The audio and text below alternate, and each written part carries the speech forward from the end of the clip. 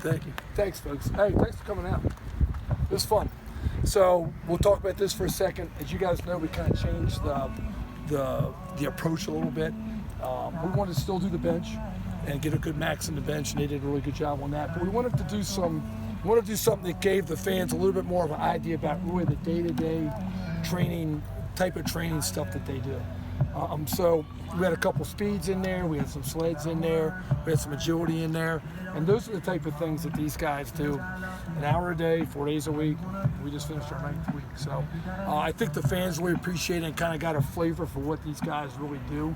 And then with the bench presses, put a little bit of weight room in there too. So we're really excited that this is the end of week 9. We have discretionary week next week. So a lot of our older players, especially with online classes, will be taking a little break, which is much needed and much desired by the strength staff just from a physical and emotional recovery aspect. And then we come back, and we have a week and a half left. That last week and a half is a big focus on what we call camp prep. So we lower the intensity a little bit, but we raise the volume. So they run longer, distances, they run for longer time periods, but they don't run with quite as much speed. To try to really mimic camp. Now they're going to run fast in camp, but camp practice are 2+ hours long. You can't do that. I usually run them for like 50 minutes. So this will give us a chance to get that run up to 70, 75, maybe 80 minutes, and kind of get their bodies ready for camp.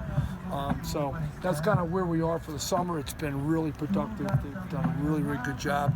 We started running the conditioning test on Tuesday and had another session this morning, and we've already got 93 guys that have passed the conditioning test, which is really, really good for July 7th, July 12th. So we're really pleased with that. We think we're in really good shape. So that's a little opening statement. Anybody have any questions they want to ask? Where are the guys who just enrolled, especially the freshmen? Where are they at physically? Where do they have to get better? And where was Weston Carr when he kind of... Right. It's kind of a weird year because we had 14 guys coming as mid-years. So they're kind of like vets. I mean, they've already been here 7 months. Then we just had another, I think, 16 guys come in, 5 non-scholarship and then 11 scholarships. So for the most part, they came in really good shape. Really good shape. I have a couple of linemen that I'm still working through some things, and a lot of it is as much culture shock as the intensity of the workouts because they're coming in week 1 and we're in week 7, so that's kind of tough for anybody. I don't care if you're a freshman or not. So, but they've done really good. The older guys have been great with them. There's been really good support. We've got our Big Brother program that I think is really effective as well. Weston's a seasoned vet. He's a seasoned vet. He came in I think 1st of June. And he's an experienced guy. He's very professional. He's very methodical. Really good worker. Very smooth. Really like everything about him. He's really going to be a good addition to our program. I should mention Brisker too. I'm sorry, but another two transfer. Yeah, he came in. And Brisker's a stud. Brisker came in at 198 when he got here from Lackawanna. He weighed 213 yesterday. So he's gained 15 pounds really in 7 weeks. He's been here the whole 9 weeks, so he's done a really, really good job. And he's a big, strong, fast, athletic safety. So we're really pleased to have him. Really just give us some great depth and safety. Dwight, Sean Clifford said you lowered his 40 time and increased his upper body strength. How did you do that this offseason? Basically we just, with the upper body, I'm about done with Sean. He benches 350. He just got 16 on 225 as a sophomore quarterback, so he's got a really good upper body foundation. A lot of it is just his work ethic. He trains incredibly hard. And I think you guys know, we've talked about it a little bit with Trace. These guys have running back tendencies. So we've got to make sure that not only are we keeping a really good amount of flexibility and stability in the shoulders for the throwing mechanics, we also got to make sure that they can take hits. Because we need Sean to take off a little bit this year. So we've really worked hard on that. He's embraced that. He's done a really nice job of getting not only his core section, but his upper body in a really, really good situation. Speed-wise, he's a really good athlete. He's a very, very good athlete, and he's bigger. He's about 215 right now, and he's a bigger guy. Trace is 198, something like that. So he's a bigger, stronger kid. And it took me a little bit to kind of match up his ability to really exert horizontal forces in the ground, his size, but he just works so hard. Is it the approach with him in any way similar to the way you approached Christian a couple of years ago? A little bit, but not really. You know, I mean, Hack was, a little bit older when I got him, so he was a little bit different. But there's similar type of guys, but Sean's a little quicker and a little more explosive. Some of the other players have commented on how Cam Brown is a lot bigger this season. What have you seen from him, and what kind of progression has he seen in the weight? Cam's matured so much. I mean, physically and emotionally and mentally, he's our alpha male. He's something. He's a great to have for me. It's huge support for do it the right way, do it the Penn State way. And that's huge. You guys all know. As we know, I mean, when he got here, he was 197 pounds and weighed 231 yesterday. So 35 is our plan weight for him, and we're really, really pleased with the effort that he's put into it. That's hard for him. He's 6'5" and a quarter. He's a tall, rangy kid. He's about 3% body fat, so we're not really putting fat on him. So we're really pleased with how he's progressed. Excuse me. What about Rasheed Walker, just his growth to play that left tackle spot? Does he continue the trajectory we hoped he would? Yeah, Rasheed's been really good. It was funny. He was here last summer, but when he first started, he was bigger. I mean, he was like 292 when he got here. He's like 320 now, so he's a bigger kid. And the first week kind of like got him, and we're like, whoa, you all right, man? Let's go. Let's go. You've been here a year now. I have real expectations of you. By week 3, he's an animal. I mean, he's the thing about him, he's such a big kid, and he's young, but he's so developed, and his movement is so good. So from a physical standpoint, we're really pleased with who he is. We're really pleased. He's going to be a big, strong, agile left tackle for us, and he's in great shape right now. So we really hope he can do some good things for us.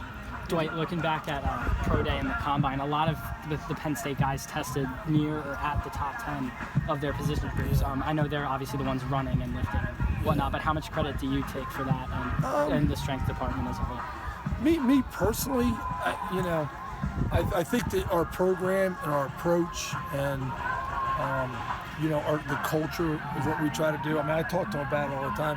I think that has more to do with it than like me personally. Yeah. As you guys, we've talked about before, our program design is set up. I mean, we just did 225 bench in front of a crowd. So they'll do that anywhere from 9 to 11 times in their career. So when they get to the combine, that's just old hat for them. So the whole thing, we did pro shuttle, and I teach them how to do the pro shuttle. I teach them if you slip and fall, what do you do? So there's just a lot of things that we do throughout the course of their whole career, where it's just repetition. And are you preparing them specifically for an event like the Combine or Pro Day? Or? That we are and we aren't, Yeah. because that's the one trap I've kind of fallen into in my career. I got to be a speed coach. I've got to be a power lifter. I got to be a bodybuilder to need mass for stability. I've got to be a lifter, explosive. So I'm like, who am I? What am I? Well, you know what I am? I'm a trainer of football players, and I got to remember that. So there's nothing that I'm going to do with them that's not going to make them better on this field. Yeah. Because the most important part of their evaluation, for us and for the NFL, is their game film. Their game film. That's the key. I mean, they've got to have great game film. I mean, the really good players, 85-90% of the evaluation is based on the game film. So I want to do everything I can to help them be a great player. And that other 10 to 15%, I want to fine-tune all the little things that's going to impress the NFL. And it's not just physical. It's also approach. It's also maturity. It's also how they talk to the scouts, which is something, as you guys know, we're really big on at Penn State, is mature, professional, well-spoken athletes. How is Shaka different now? I mean, it seems like every year we see him, he just keeps getting bigger and bigger. It's like 18 pounds different. Yeah. Did you see him bench today? Yeah. He benched So 24 big, yeah. reps. I mean, so pleased with him.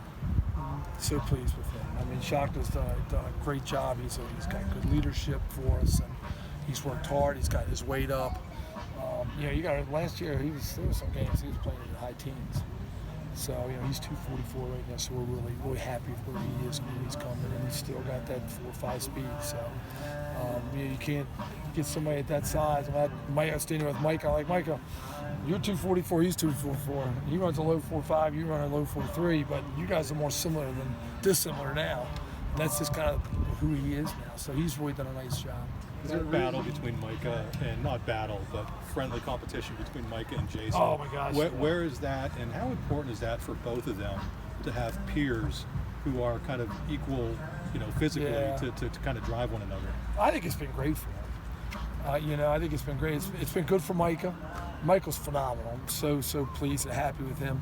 But Michael's kind of the guy. He's had good success every step of the way, and he's really very seldom run into somebody that can keep up with him. And that time you guys saw the video that they raced after a workout, and Jason beat him, was a real good.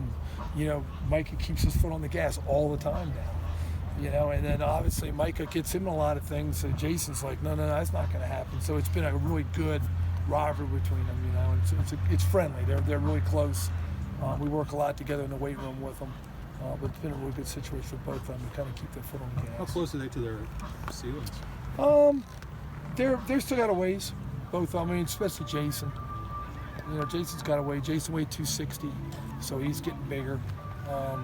He's gaining more weight, putting more mass on. But he reminds me a lot of Vernon Davis, to be honest. He's got a very similar body, similar explosive capabilities, similar speed. So I think they both got a little bit left in the tank. I remember a few months ago you said that you're trying to throw anything you can on the fire between Jason and Micah to try to get them a little bit more motivated. What have you? I don't do that as much now. I don't have to. I think Jason's a Twitter guy. So Jason, anytime something happens, he's on Twitter, and then Micah's on. So they're putting their own gasoline on there. So they don't need me anymore. The ones that I work is Jesse. Jesse Lucchetto's done an unbelievable job. He's got in the 18 months or whatever he's been here, 19 months, one of the greatest improvements I've seen in an athlete. He benched 245, he did 360 Tuesday. This is 19 months. So he jumped 37-inch vertical. He ran like a 4.92, he ran a 4.68. The guy is really, really improved. So Micah, he and Micah are very close. Micah's kind of always been, 1A, and Jesse's been 3C. And now it's kind of 1A, 1B. And so that's the one that I'm always stoking, because they're training partners. And it's been really good for both of them. They're both strong, fast, and they're hardworking guys. Coach Frankel has mentioned Jahan Dotson needing to build a Big Ten body to make his next step as a receiver. Has he done that? He's getting there. We're making progress with him. He's starting to really kind of get it and understand really what it takes to be a really elite receiver. And I'm pleased with his progression, but we're going to keep training. How is he better? He's faster, he's stronger. He's put on some good weight, he's lost some good fat. Even though he was a slender guy, he had a little bit too much fat. So we're just kind of fine-tuning that body. But he's one of those guys you kind of got to be careful, like KJ. KJ's up to 178 now, and he's ecstatic. He was 157 when he got here. So, but I'm like, okay, I want to keep that 4.2 speed now. I don't want him to get so big that we have a problem with slowing down. I think Jahan's the same thing. I want to make sure we don't do anything to negate his speed. He's around 75-ish? Yeah, he's 75, 76. Two more? So much of your work goes on behind the scenes. So what does today mean to you that the fans can get an opportunity to see the guys live, compete, and get after it a little bit? I think it's great. I think it's really good. The big thing, one of my big jobs, you guys kind of know the strength coaches kind of changed, but Coach Franklin's not around. What's up, Phil? Coach Franklin's not, he's not around all the time. He's on the road recruiting, he's on vacation, whatever, right? But, the thing is that he's got a very specific way that he thinks this program should run. And I believe very strongly in that. I believe very strongly in his philosophy. So I want to make sure that when he's not here, this thing is being run the way he has it set up to. And that's kind of the behind the scenes that I think is really, really essential. And we really work hard at that culture piece. And I think the players really embrace that and know that, they know that no matter who's here, there's one way to do it. It's the Penn State way. What kind of summer has Etor had for you, Bruce Matthews? Good. He's had a good summer. He's worked hard. We've talked a lot about it, and I think he's going to come and be in real, real good shape. Anthony Wiggin, what kind of job did he have ahead of him when he got here within that strength program at Lackawanna, and what have you had to do with him? Anthony Wiggin is the best looking 309-pound man I've ever seen in my life. You guys see, he weighs 309 pounds. That's who. He's beautiful. He has done a great job in a short time here. I'm so glad he's a mid-year. He's done a phenomenal job. He didn't have a great strength base when he got here. And it's something he's worked. He's one of our best workers. His movement and feet are phenomenal. His conditioning is great. His attitude and his approach is really good. So we got to get that piece to catch up, and I think it really is. I'm really pleased. I can hardly wait to see him in camp. ESPN ran a story yesterday about young NBA players coming into the league that were more and more prone to injury over the years. Obviously, you're not training basketball players, but young guys, load management, especially guys that maybe have different backgrounds and different strength programs coming here. How do you kind of deal with that with younger guys? I think that's a really important piece. The prehab part, the overtraining part is a really important piece. And our sports science, as you guys know, our sports science program is incredibly robust. I've learned so much in the last 3 years under Dave Hamilton. It's unbelievable how much data you can get from sports science, and it protects the kids.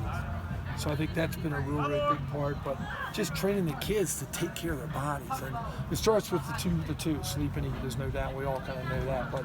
But coming in, we had conditioning tested this morning at 7 and 6:15. I had almost everybody in here rolling out, stretching, getting in the tub, taking care of their bodies, getting ready. And I think that goes a long ways to preventing injury and really building a bulletproof body. So it's been a big focus of what we do, try to do. Okay?